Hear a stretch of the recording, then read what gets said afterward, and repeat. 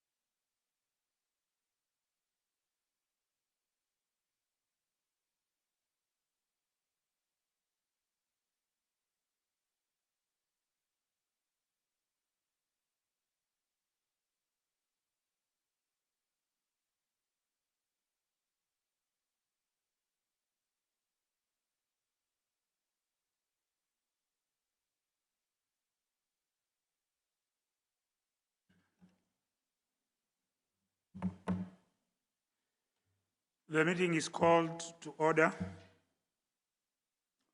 We will continue our consideration of Agenda Item 6, Post of Director General, Sub-Item 6.1, Nomination of Candidates.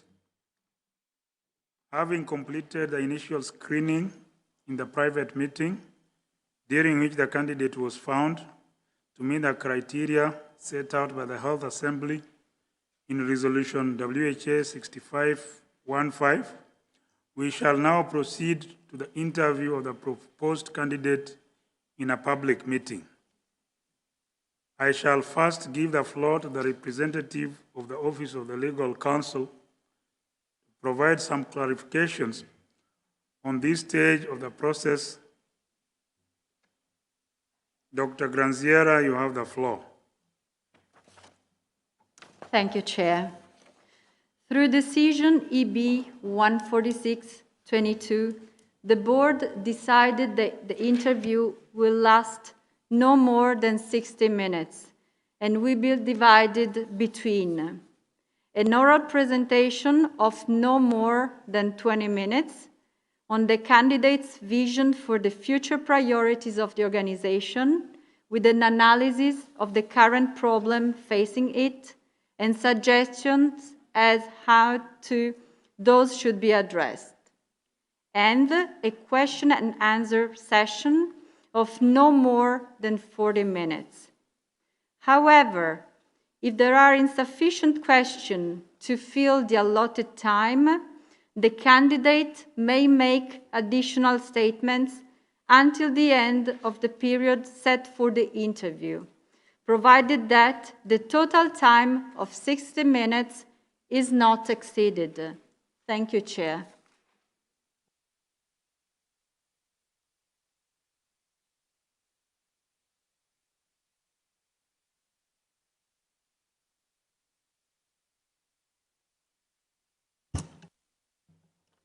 Thank you, Dr. Granziera. In addition to the modalities that were agreed by the Board, I would like to propose the following additional practical modalities to conduct the interview consistent with most recent practice. My proposal was informally brought to the attention of the Board members prior to the opening of the session. With respect to the oral presentation, it is proposed that the candidate may not use PowerPoint and may not distribute campaign or other materials during this presentation. The Secretariat would use a traffic light system to time the presentation by the candidate. The light would remain green for 15 minutes, then turn to amber for 5 minutes, and then turn to red at the expiration of the allotted 20 minutes, at which point I would request the candidate to terminate his presentation.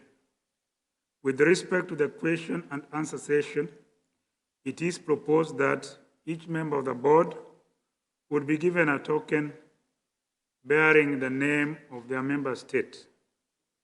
Following the presentation by the candidate, Members of the board would be invited to indicate if they would like to ask the candidate a question by placing their token in a box circulated by the Secretariat. I would then draw by lot one token and invite the member of the board's delegation concerned to put the question to the candidate in any of the 6 WHO official languages. The process would be repeated until the 40 minutes allotted for the question and answer session expires. Each member of the board whose token is drawn would be allowed 1 minute to ask a question and would only be permitted to ask one question. Members of the board would be requested not to ask questions to which the candidate has already provided an answer during his presentation or in response to a previous question. The 40 minutes period would start with the reading of the first question. Once a question has begun to be asked within the 40 minutes interval, the candidate will be allowed 3 minutes to answer the question, even if this goes beyond the 40 minutes allotted for the question and answer session. In this phase of the interview, 2 sets of traffic lights would be used. One set would time the 40 minutes duration of the question and answer session. The other set would time the 1 minute for the member of the board to ask the question and the 3 minutes for the answer to be provided by the candidate. Do any of the board members have any objections to these additional proposed modalities?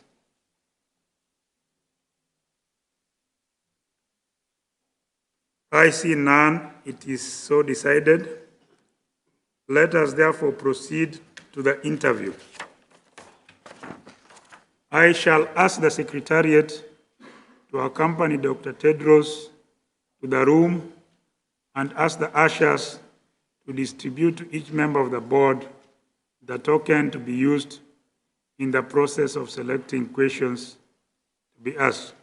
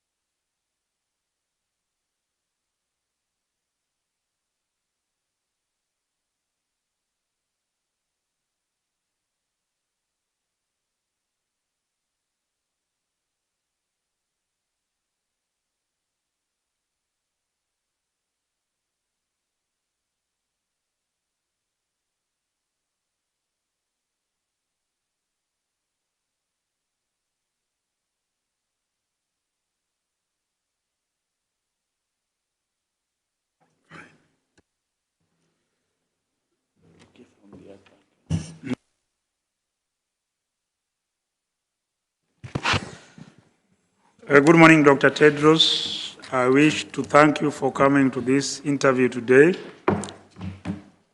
I understand that the Secretariat has already informed you of the way we shall proceed this morning, and I propose that we start immediately with your oral presentation, for which you have up to 20 minutes. Dr. Tedros, you have the floor.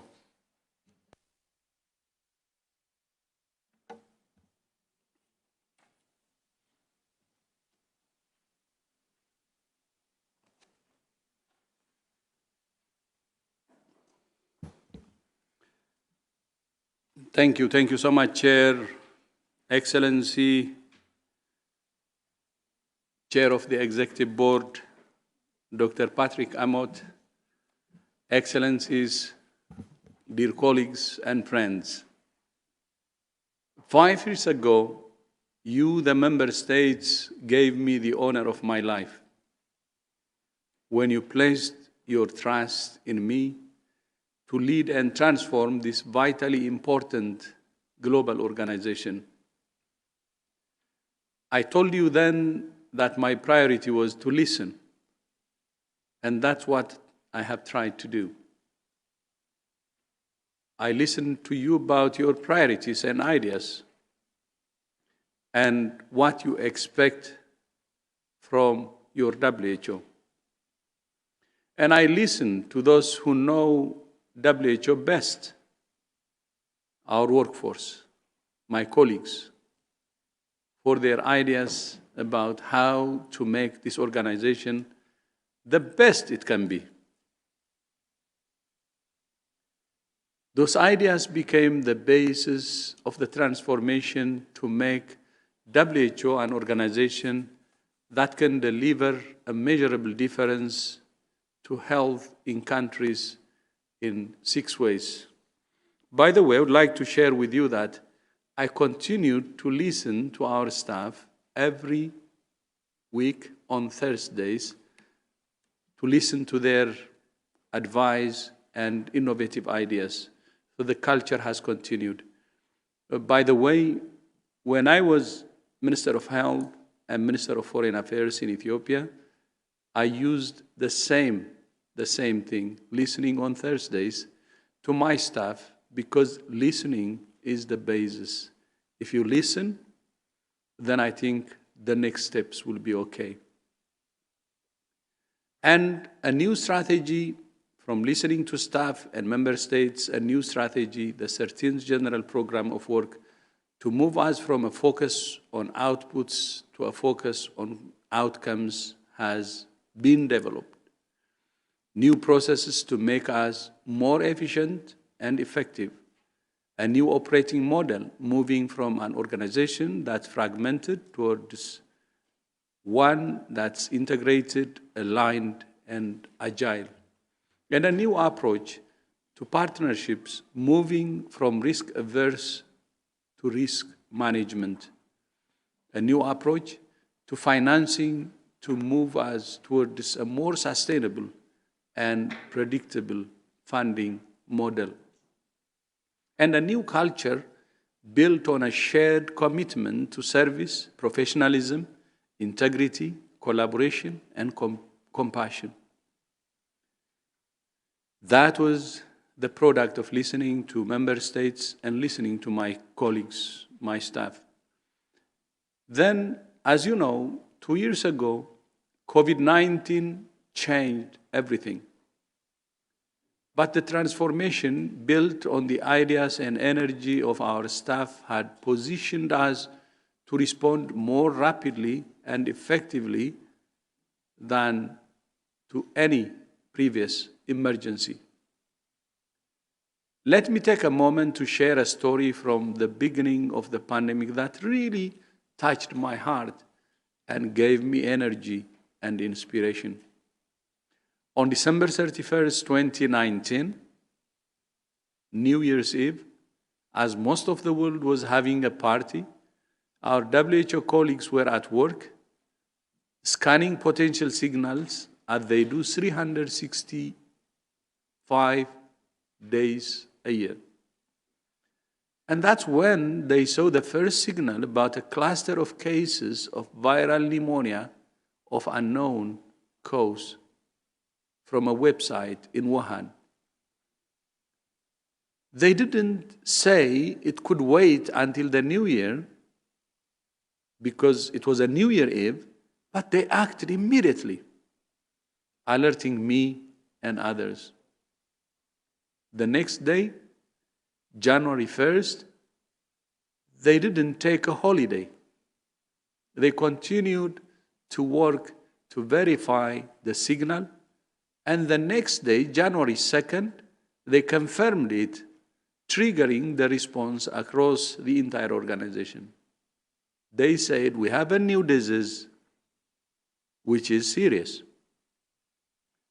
They didn't have a New Year Eve, a New Year celebration, working throughout, and me too, although I took my first holiday since I joined WHO, and I remember that I was even in Dubai, but it wasn't a holiday for them and wasn't a holiday for me. That was the first holiday in 5 years for me, and that even didn't work because of the bad news.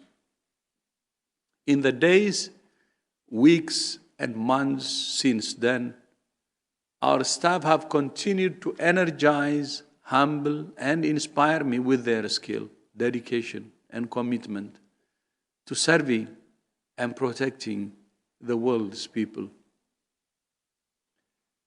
And in the days, weeks, months, and years ahead, our staff will continue to be the eyes and ears, the arms and legs, and the beating heart of this organization.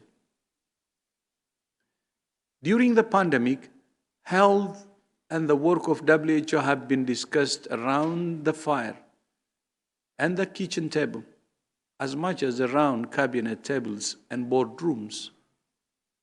Too often, health has been viewed as a cost. But it has never been clearer that health is an investment in the economy, society, and security.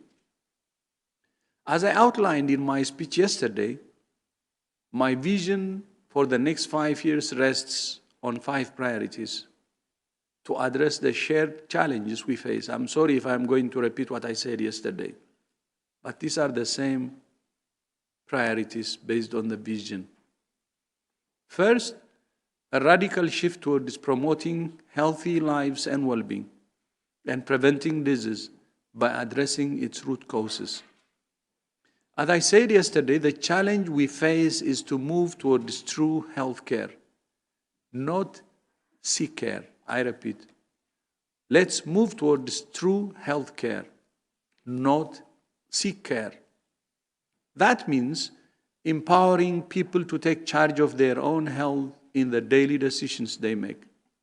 And it means working with governments to provide an enabling social, economic, and commercial environment that encourages and incentivizes people to live healthier lives.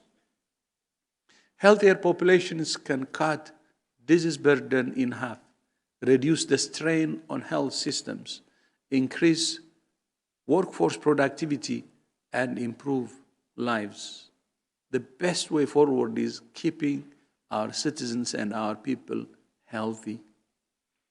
And there is progress to build on through the achievements we have made to eliminate trans fats, reduce tobacco use, improve nutrition and air quality, and more.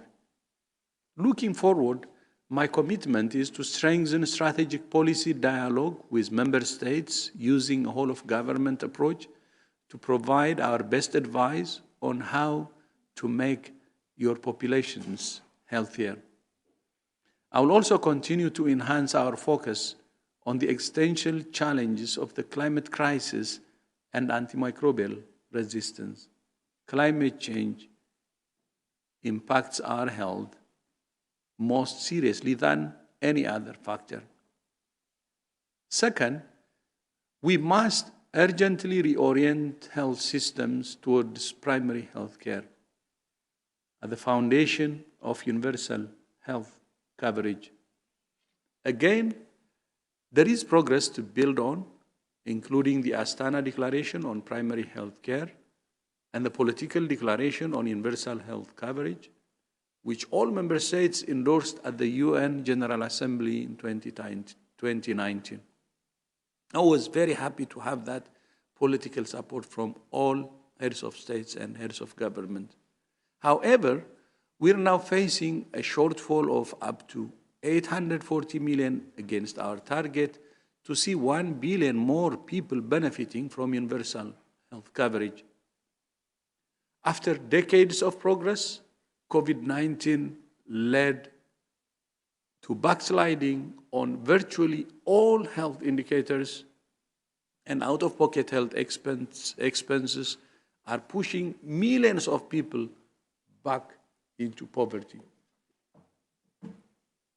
This too is a global health emergency.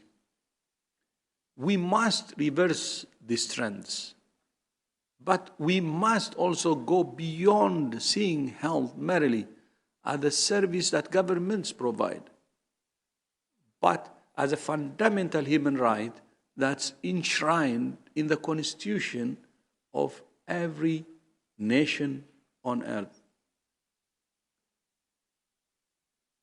I use this opportunity to ask each and every country who doesn't recognize health as a fundamental human right to do so, because health is central.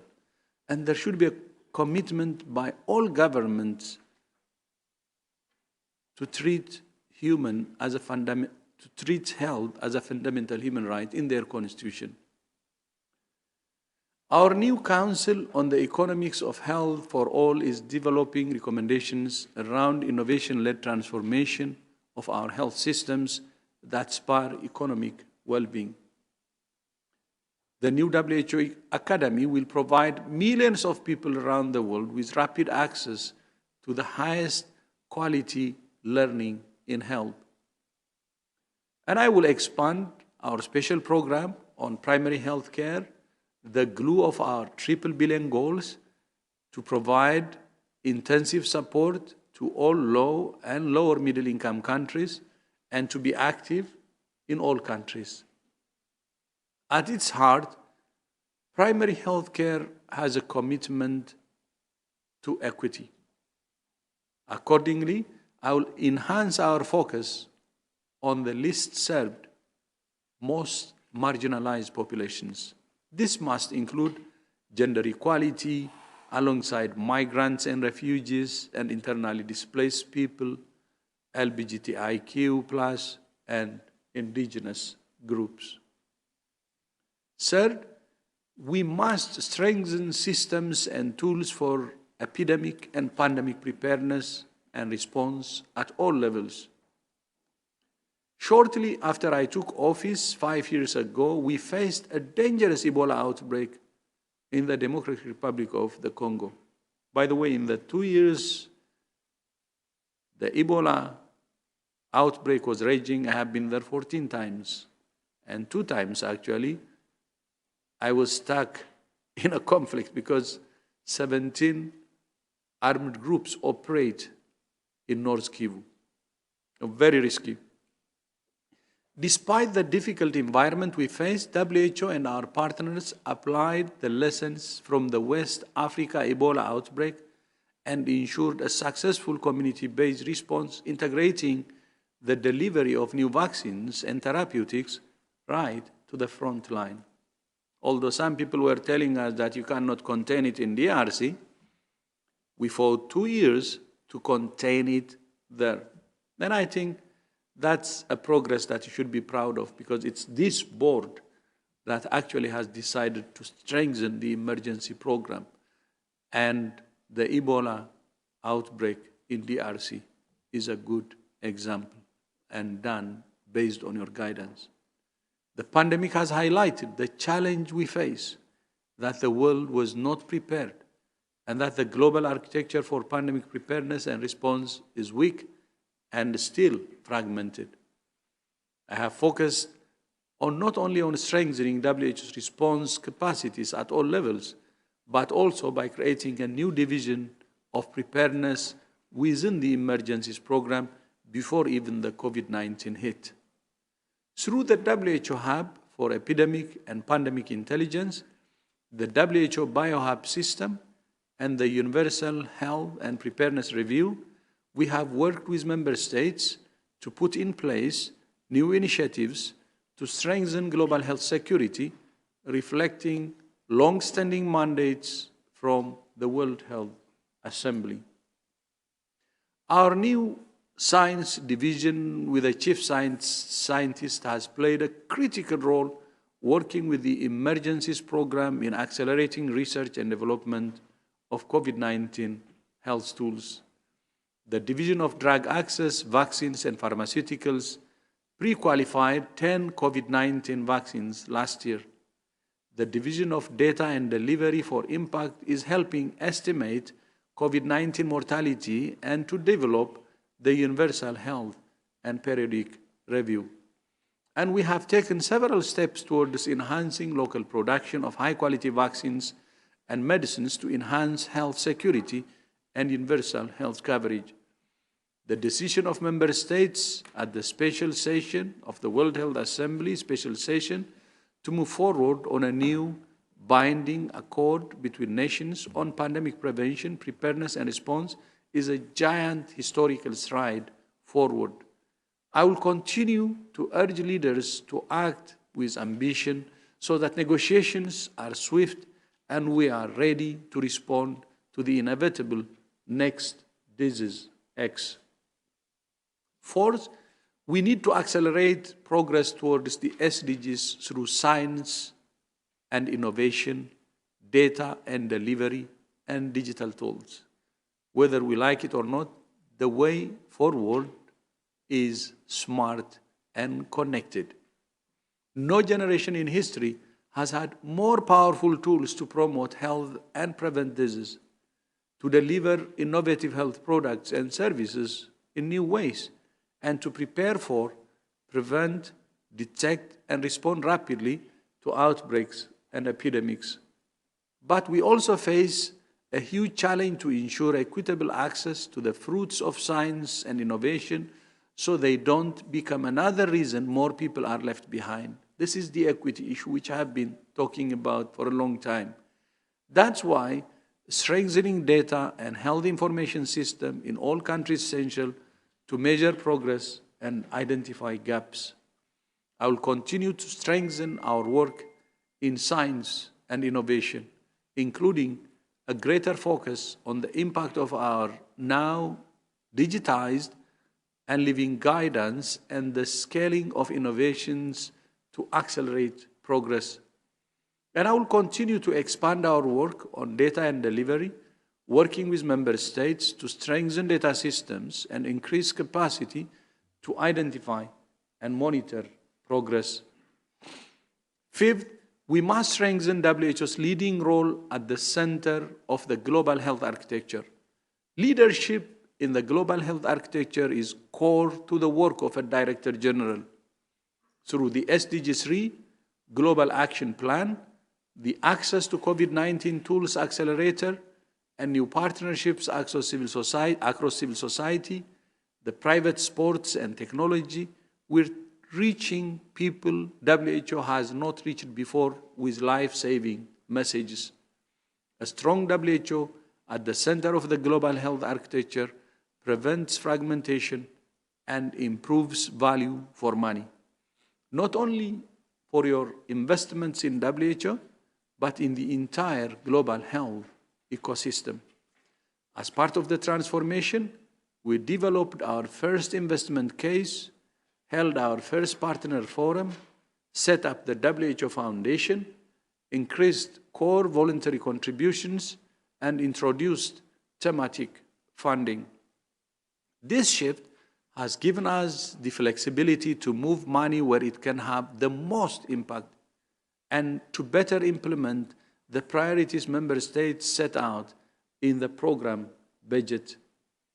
The change we have seen in financing quality is a measure of the trust you put in WHO and has allowed us to strengthen our programs and increase funds going to regional and country offices. but the quality and quantity are still not up to the size of the task.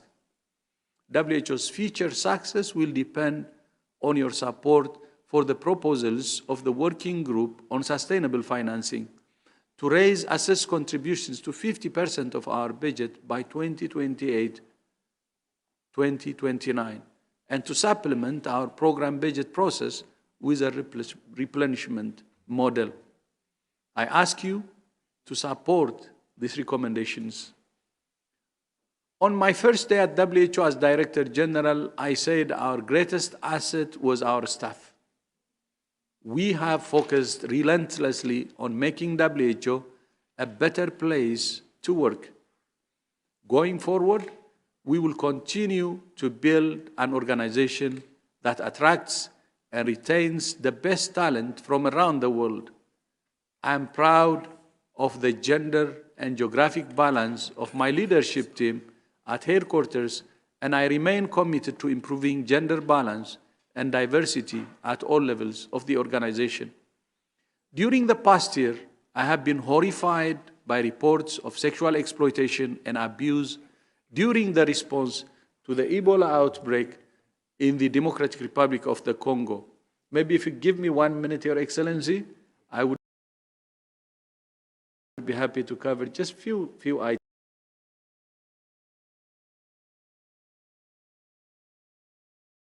items. I'm a bit over, but just 2 minutes.